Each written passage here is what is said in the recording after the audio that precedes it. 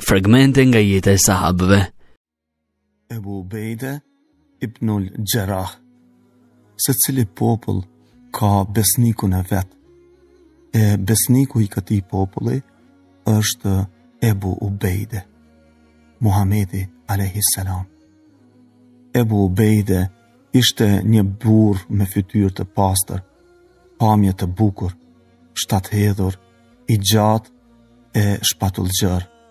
Syri gëzohej me pamjen e tij, shpirti kënaqej dhe zemra qetësohej në takimin me të.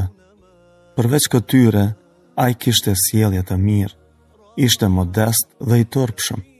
Mirëpo, nëse ashpërsohej situata dhe e kërkonte momenti, ai bëhej si luani. Ai i përngjante tehut të shpatës në shkëlqimin e bukurisë së saj, si dhe në ashpërsinë e të rënave të saj. Ky pra është besniku i umetit të Muhamedit a.s. Amir ibn Abdullah ibnul Gjerah el-Fihri el-Kurejshi, i njohur me ofiqin Ebu Ubejde. Abdullah ibn Omeri radiallahu anhu e përshkroi atë e tha: 3 vet nga kurejshitët janë me fytyra më të bukura, me moral më të lartë dhe janë më të turpshmet. Kur të flasin nuk të gënjejnë dhe nëse ti u flet atyre nuk të përgënjështrojnë. Ebu Bekër es-Siddiku, Osman ibnul Affani dhe Ebu Ubejde ibnul Gjerah. Ebu Ubejde ishte prej të parëve që pranoi fenë islame. Ai e pranoi islamin në ditën e dytë, menjëherë pas Ebu Bekrit. Fenë islame e pranoi nëpërmjet duarve të vet Ebu Bekër es-Siddikut. Pastaj, së bashku me të, Abdurrahman ibn Aufin, Othman ibn Madhunin dhe El-Erkam ibnul Ebi Erkamin shkuan te pejgamberi a.s. dhe para tij e shqiptuan dëshminë e së vërtetës. Këta ishin shtyllat e para në të cilat u sëndërtua kështjella e fortë e islamit. Ebu Ubejde e përjetoi përvojën e jetës së hidhur të muslimanëve në Mekë, prej fillimit deri në përfundimin e saj. Së bashku me muslimanë të tjerë, ai i përjetoi të gjitha peripecitë, vuajtjet, mundimet dhe pikëllimet, të cilat nuk i përjetoi asnjë idhtar i ndonjë feje tjetër në sipërfaqen e tokës, por megjithatë, ata u mbetën besnik parimeve islame. Mirëpo, sprovimi i Ebu Ubejdes ditën e Bedrit në vrazhdësinë e tij e të i kaloi çdo parashikim dhe çdo imagjinat. Ditën e Bedrit, Ebu Ubejde u vërsol në mesin e radhëve të armikut pa pasur frikë fare. Madje, armiqt ja kishin frikën atij, çante radhët e tyre pa e pasur frikë vdekjen. Për këtë, i ruheshin kalorësit kurejshit dhe i shmangëshin ballafaqimit me të. Mirëpo, vetëm një njeri e përcillte Ebu Ubejden, si hije, i dilte përpara në çdo anë, por Ebu Ubejde i lëshonte rrugën dhe nuk e dëshironte ballafaqimin me të. Ani pse ky njeri i shpeshtoi sulmet e një pas njëshme, megjithatë Ebu Ubejde i shmangej sa ishte e mundur takimit me të. Por, më në fund, ai i ambylli të gjitha rrugët Ebu Ubejdes dhe e pengonte për t'i luftuar armiqt e Allahut. Dhe më në fund, kur ai e shpenzoi tërë durimin e vet, nuk i mbeti tjetër përveç t'ia prejë kokën me shpatë, të cilën i ndau në 2 pjesë dhe njeriu ra i vdekur para tij. lexues i nderuar, mos u mundo ta vrasësh mendjen se a thua kush do të jetë njeriu i vdekur. A nuk të thash se sfida e shëmtuar të i kaloi çdo parashikim dhe ka përceju çdo imagjinat. Do shta do të duket e pabesueshme kur të kuptosh se njeriu i vdekur ishte Abdullah ibnul Gjerah, babai i Ebu Ubejdes. Ebu Ubejde nuk e mbyti baban e vet, por ai e mbyti politeizmin, mosbesimin në personalitetin e babait të tij. Rreth çështjes së Ebu Ubejdes dhe babait të tij, Allahu xhaleshanehu në Kur'anin famlar thot: Nuk gjem popull që e beson Allahun dhe ditën e gjykimit, e ta doj atë që kundërshton Allahun dhe të dërguarin e tij, edhe sikur të jenë ata kundërshtarët, prindërit e tyre, ose të bijtë e tyre, ose vëllezërit e tyre, ose farefisi i tyre. Ata janë që në zemrat e tyre ka skalitur besimin dhe ka forcuar me shpirt nga ana e tij, dhe ata do t'i shpjerë në xhenete, në për të cilat rrjedhin lumejn, aty janë përgjithmonë. Allahu ua ka pëlqyer punën e tyre dhe ata janë të kënaqur me shpërblimin e tij. Të tillët janë palë, grup i Allahut. Ta dini pra se idhëtarët e Allahut janë ata të shpëtuarit. Kur'an, surja 58, ajeti 22.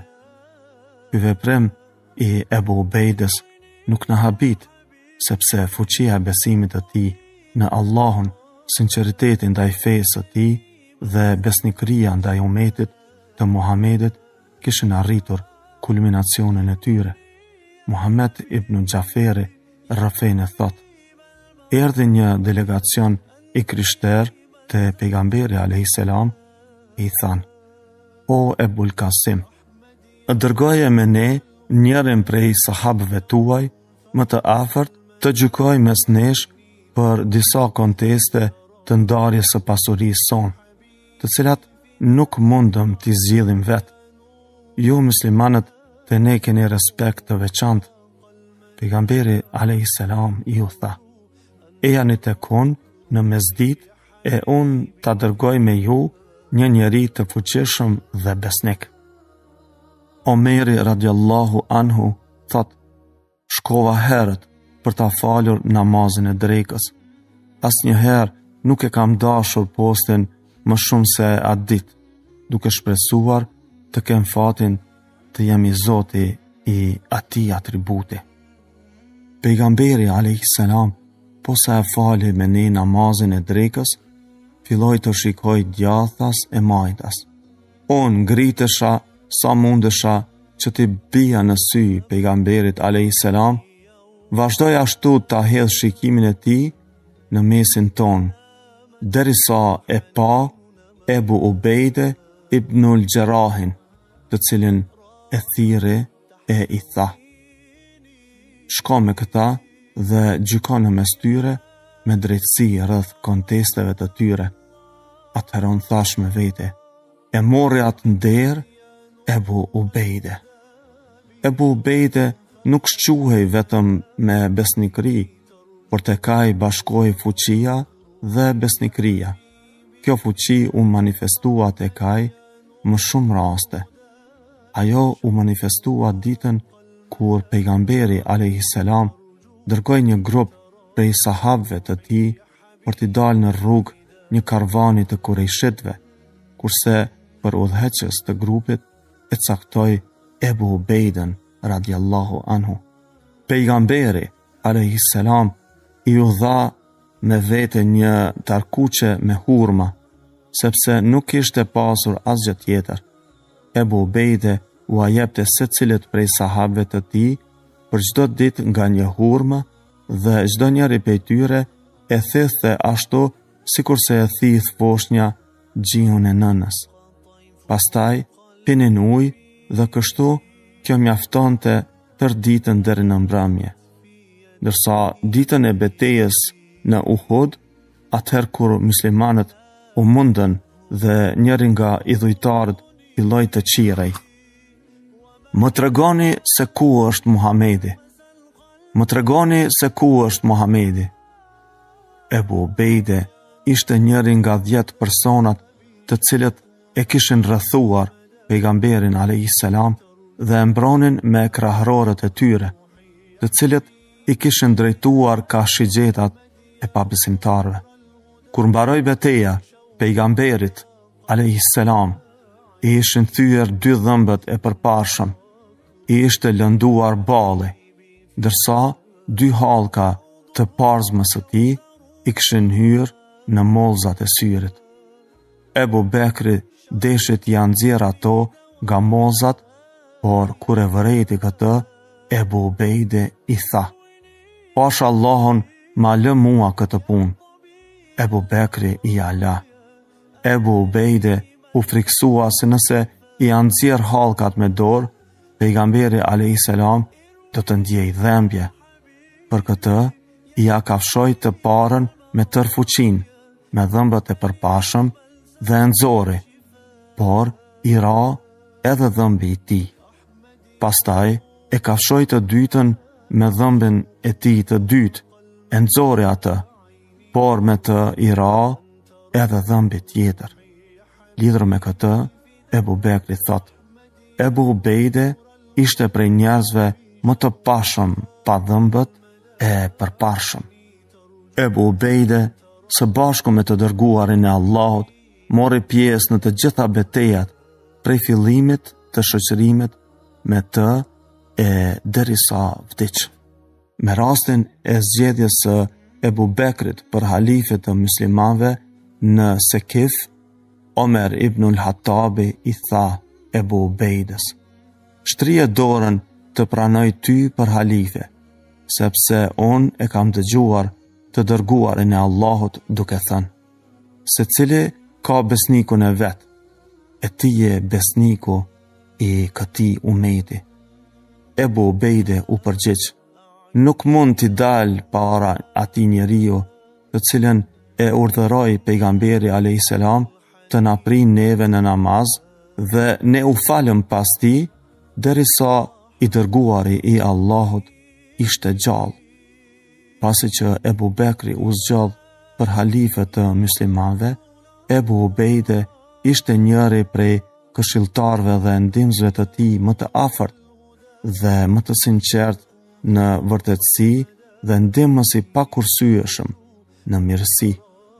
Pas Ebu Bekrit, halifati i u besua Omer ibnul Hatabit, të cilët gjithashtu i u bind Ebu Ubejde dhe asnjëherë nuk e kundërshtoi, përveç në një rast. A e din se për cilën çështje nuk e dëgjoi Ebu Ubejde, halifën e muslimanëve? Ai nuk e dëgjoi atëherë kur ndodhej në Sham, në krye të ushtrisë muslimane, të cilën e udhëhiqte prej fitores në fitore, derisa nën komandën e tij u çlirua i tër Shami dhe arriti deri te lumi e Eufrat, në lindje dhe Azinë e vogël në veri. Në atë kohë, në Sham me të madhe ishte përhapur sëmundja e kolerës, sa që nuk mbahej në mend që ndonjëherë të kishin vdekur aq shumë njerëz. Halifja i muslimanëve, Omer ibnul Hatabi, nga frika se nga kjo sëmundje mund të pësoj edhe Ebu Ubejde, nxitoi dhe dërgoi një emisar tek ai me një mesazh në të cilin thuhej: "Unë kam nevojë të madhe për ty, për çka nuk mund të zëvendësoj askush. Nëse të mbërrin mesazhi im natën, kërkoj prej teje që mëngjesi të gjej tek unë. E nëse letra ime të arrin ditën, kërkoj prej teje që mbrëmja të gjej tek unë." Po sa lexoj, Ebu Ubejde letrën e halifit, tha: "E kuptova nevojën e prisit të muslimanëve për mua. Ai dëshiron ta mbajë në jetë atë që nuk mund të mbetet. Pastaj i u përgjigj letrës së tij me këtë fjalë: O prejës i muslimanëve, unë e kuptova nevojën tënde për mua. Unë gjendem në mesin e ushtrisë muslimane dhe jam njëri prej ushtarëve të saj. Nuk dëshiroj ta ruaj vetveten prej asaj që mund të ndodhë atyre. Nuk dëshiroj të ndahem prej tyre, derisa Allahu ta çojë në vend urdhrin e vet për mua dhe për të tjerët. Kur të arrijë letra ime, më lejo të mbetem këtu ku jam. Posa i arriti Omerit letra e Ebu Ubejdës, e lexoi me një frym e pastaj qajti derisa i u enjtën sytë. Disa nga sahabët që ishin prezent kur pan mallëngjimin e tij të madh e pyetën: Mos ka vdekur Ebu Ubejde, o prejës i besimtarve? Omeri i u përgjigj: Jo, mirë po ai është në prag të saj. Supozimi i Omerit nuk ishte larg. Nuk shkoi pa kohë dhe Ebu Ubejde u sëmor nga kolera. Kur vërejti se i ishte afruar vdekja, i porositi ushtarët e tij me këto fjalë: Unë u alë një porosi, nëse i përmbani, do të jeni mirë.